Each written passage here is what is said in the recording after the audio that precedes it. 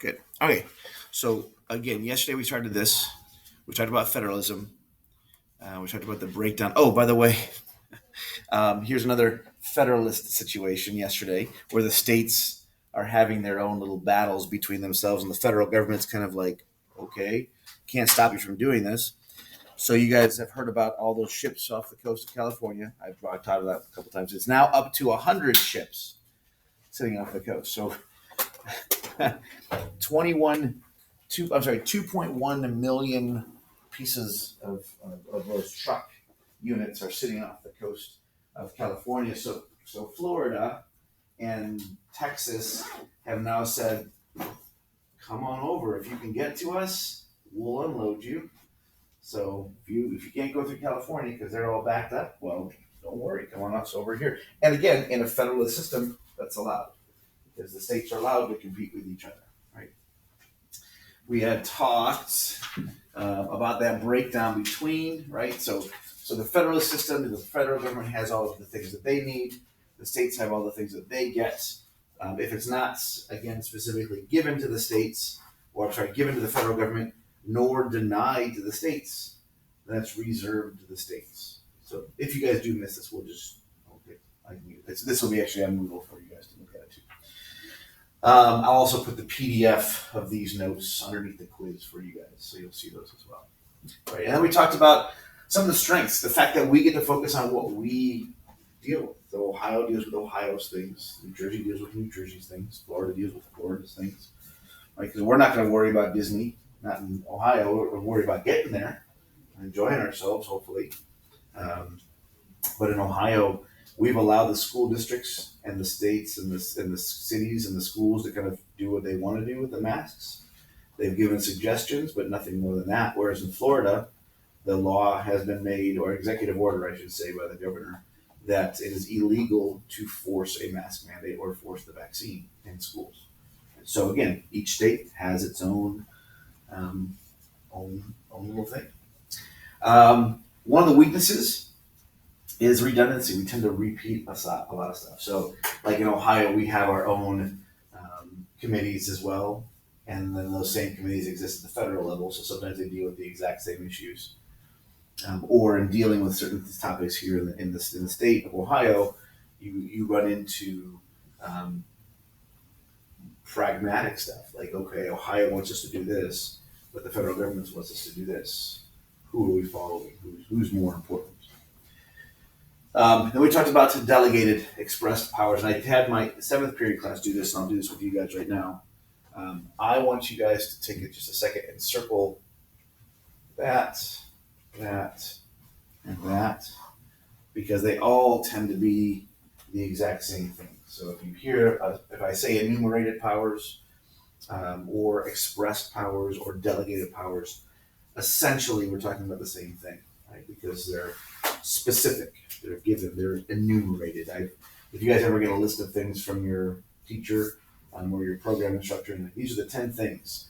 Part one, two, three. They're enumerating everything for you. Right? And we talked about some of the things that they have: standards and measures, patents, and copyrights. There's actually a good one, standards, weights, and measures, which I don't think I'll get to in the other notes. There's a story from years ago because and coining money. It's a federal situation. So if I have a not copyright, well, copyright fits too, but come on, I can't think of it. Um, Fake money. If I'm creating my own money, that's a federal issue. Secret Service actually gets involved. The FBI also has a branch that deals with counterfeiting. So there's a story about the Career Center that actually happened my second or third year here. There was a former teacher before Mr. Kosachek took over. That was literally his last year. He was retiring. He could not care less. Correct. Because he was done. He was at his computer all day long, and he'd give the kids projects, and he'd grade them randomly, and it was a very, very easy year for all the seniors and juniors of that season that year. So he ended up, for those who need to write those down, he ended up just letting them do whatever they wanted to. Well, at one point in time, the the lunch ladies, and you guys actually, one of the ladies still works here. She's the one that works the individual line, short brunette.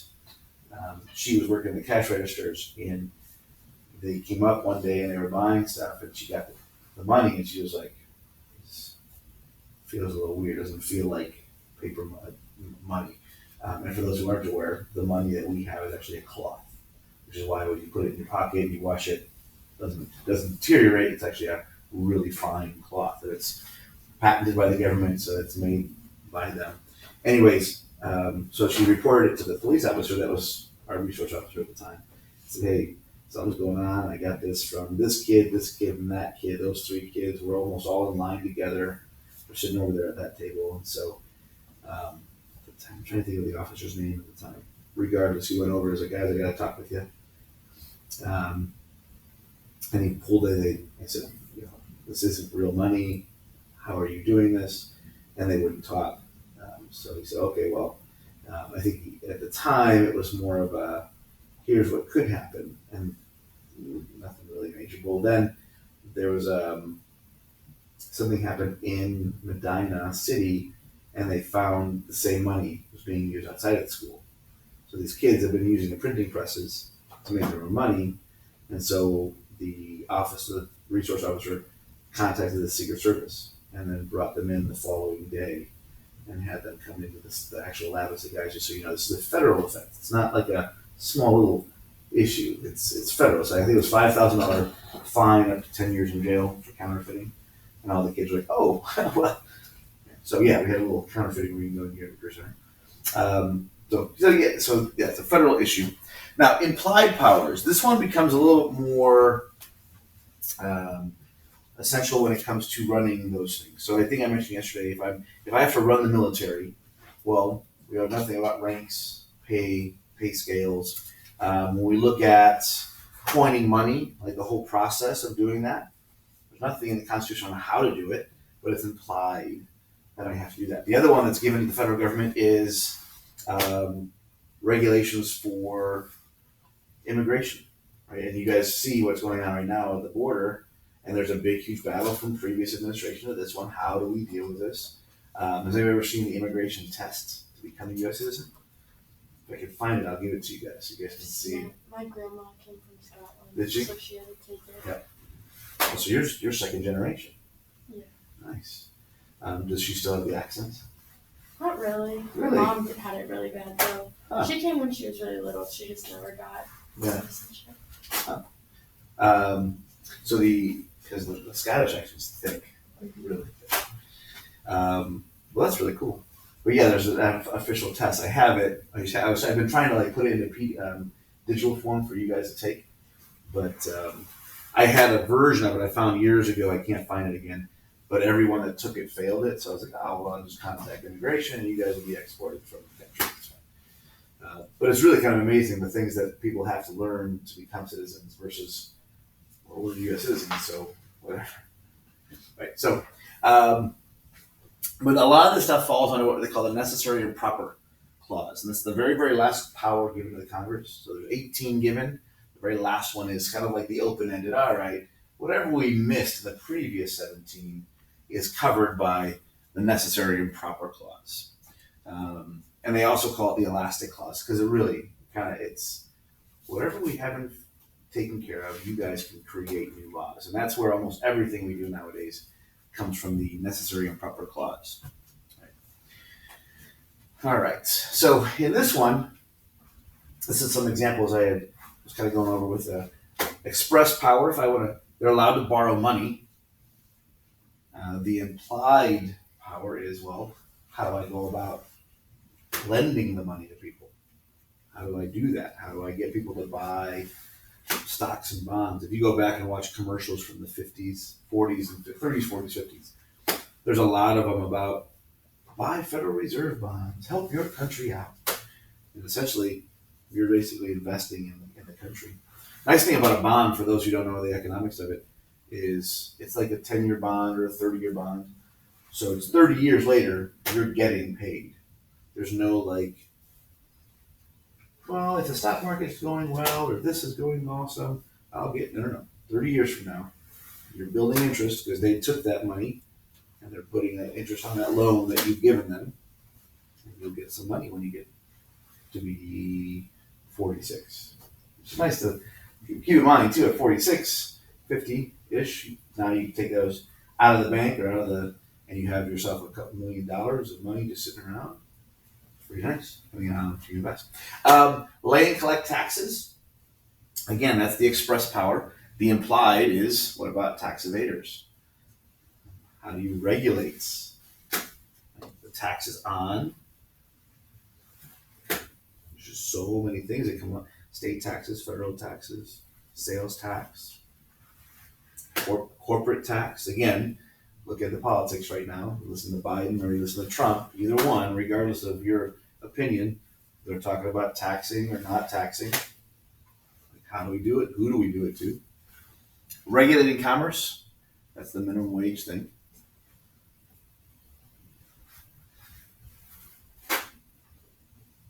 It's handicap parking. That's part of that. Regulating commerce. I think they need to be able to get in easier. So you have to give them parking spaces closer. How wide are they going to be? The symbols, the size. Right. I mean, all of these things. Commander-in-Chief, that's in the Constitution. What are the specifics, though? What does that mean?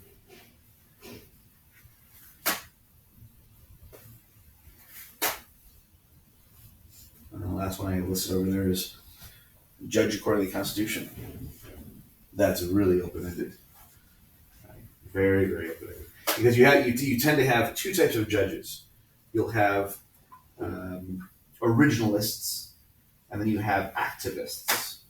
So an originalist would look at the Constitution, let's look at the abortion situation, and say, well, there's nothing in the Constitution that gives the federal government the right to control anything regarding abortion, because it's not in the Constitution, which means it's reserved to the states. So it should be a 10th Amendment situation.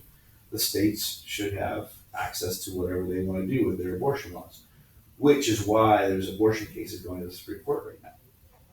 The one right now is a Mississippi case, and I have to look up. I'll try to watch or read some stuff more tonight about it.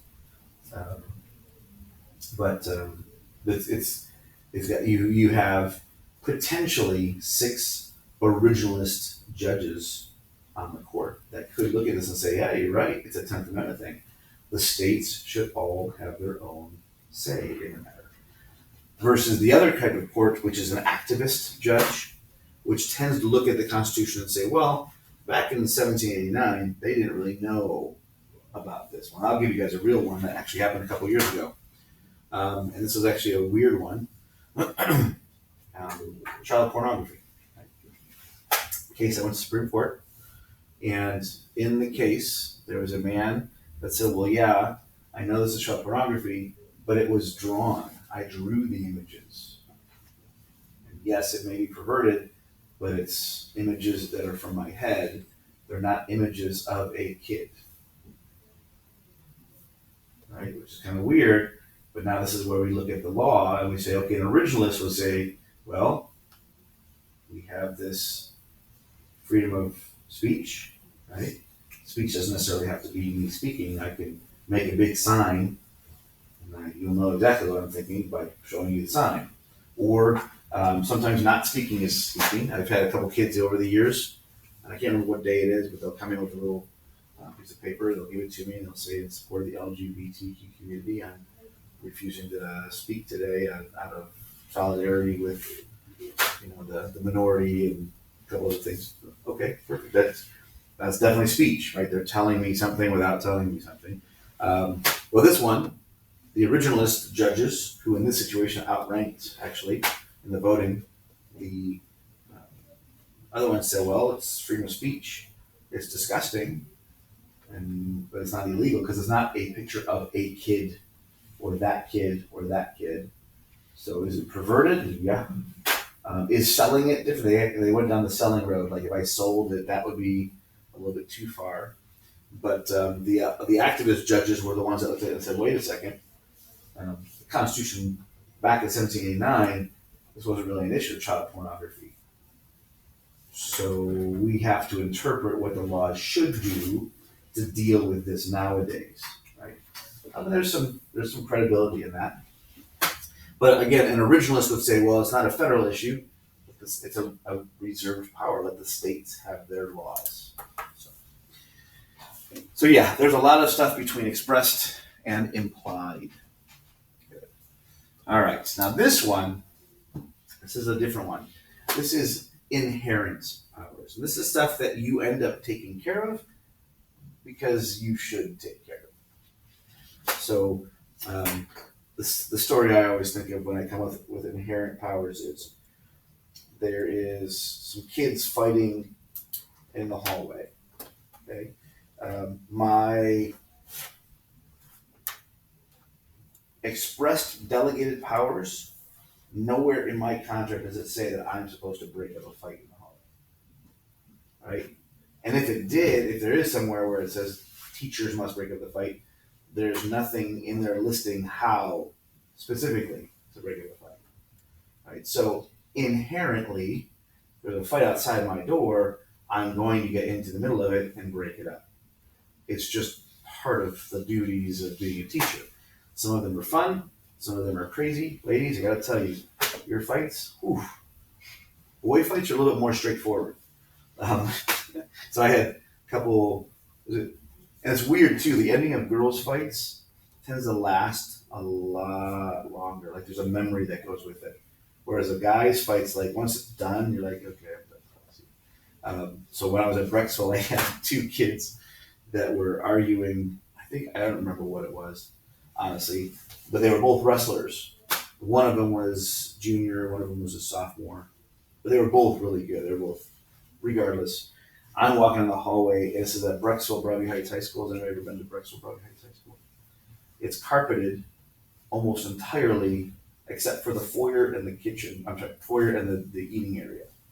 So when you get, so I'm walking towards and I get, all I know is I hear one of the teachers' aides going, oh. And I turn around and there's these two boys going at it. And I'm, all right, so I run over and I get there right as the one boy does a hip check. If you guys ever watched wrestling, there's a way, if I have the guys, you put your foot here and you flip the guy to the back and then you go down on top. Well, if I wanted to stop that hip check, if I'm getting flipped, you take your foot and you put it in front. And on a wrestling mat, it's perfectly fine because I then drive the other kid's head basically into the wrestling mat. And then you roll him over. Well, this one, the kid hip checked, the other guy countered, and took the other kid's head right into the cement, right where the tiles met. And so he had literally split his head open. And I grab him and I'm pulling. And later I didn't realize, but I had blood all over me because the guy was like, so I had Maurice, the other guy's name was John, and I grabbed Maurice and I was holding him. Right as that happened, the principal grabbed the other kid, so we were like dragging them, like they were still like, each other to get into the clinic. I take my guy to the one bathroom, the other guy goes to the other bathroom, and I'm getting gauze. I'm like trying to like swab and clean. I was like, Maurice, stop, calm down. I need to get the blood stopped. He's like, where's John? Where's John? Where's John? I was like, don't worry about it. And I turn around to get some gauze. Maurice takes off. Come around the corner, and he literally, like, I was just enough so I could see him do it. He came around, he was like, and John had gotten out of his bathroom, and they met up, like, we cool? We cool. And that was it. Done. Best friends for the rest of the time I knew him. Versus the girls' fights, where, let's see, the one I witnessed when I was in school was a girl grabbed the hair and like literally pulled a chunk of the hair out of the other girl's hair. That off the head, that was impressive. And the one I broke up here, and it's from a guy, from a male teacher's perspective, there's this like, okay, no touching women. So there was two girls down in the back hallway. Mrs. Toddy, if you guys know Mrs. Toddy, the second to last door on the right, she witnessed the beginnings of it. And Mr. Siafni, when I got there, was between them, and he literally was like this. He was just like holding them like back. And then I got there, the one girl had her hand like in the other hair of the other girl, and Mr. Siafni, like I said, he was just stopping them from doing anything. And I had to come in, and you're like slide in between. And then I had to take this the one time Mrs. Toddy was there. There's all these little things that are going through my head. Don't make it look inappropriate. So I'm grabbing her hand. I'm like pulling finger by finger by finger off, and I had like backed her up. And at that point, one of the female principals got there and like grabbed her and told her, insane. But getting back to this, and it's inherent. Nowhere in my job description does it say anything about stopping a fight, right? So the government has the same thing, right? Buying territory, regulating immigration, getting rid of aliens. Nowhere in the Constitution does it give any of those specifics. It's just part of the job, right? I should probably take care of this because I'm the biggest guy in the block and I should regulate that. So those are your inherent powers. And then you get to expressly denied. That's pretty straightforward. These are denied. I'm not going to be taxing anything leaving the country because that would be kind of silly. Taxing things leaving. Taxing private property. Taking private property for public use. That's the Fifth Amendment. Remember eminent domain? I brought that up with you guys a little bit. If I'm going to take your property, I have to pay you for it. I can't just take it. Denied taking away freedom of religion, speech, press, or assembly. The religion thing is becoming a vaccination issue as well. Some people are using the freedom of religion. There are exemptions to that, though. So you can't say, based off of religion, I don't want to take the vaccine. But there are ways that the companies can say,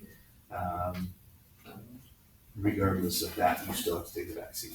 And that's some court cases that are going on right now. Illegal search and seizure, we know that that's denied. Denying the person accused of a crime, speedy and public official trial, so it can't be denied that either. Nothing about schools was listed in there. Nothing mentioned about uniform marriage, divorce laws. Nothing mentioned about the setup for local government. So again, anything denied in the sense of the Constitution, national government only has the power the Constitution gives it. So those would be reserved things. This is why there's still people that are talking about that regarding marriage and divorce laws for the national marriage Obergefell case. Okay.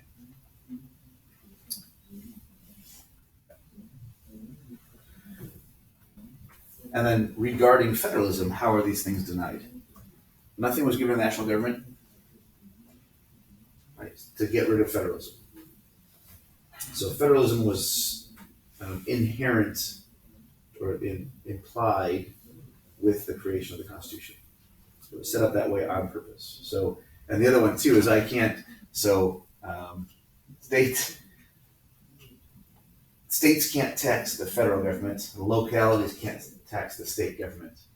And that's the question I posed over there. Wouldn't it be kind of funny to watch the state of Ohio go, all right, federal government, I'm going to tax you guys now. Since you're adding taxes onto us, let's tax you.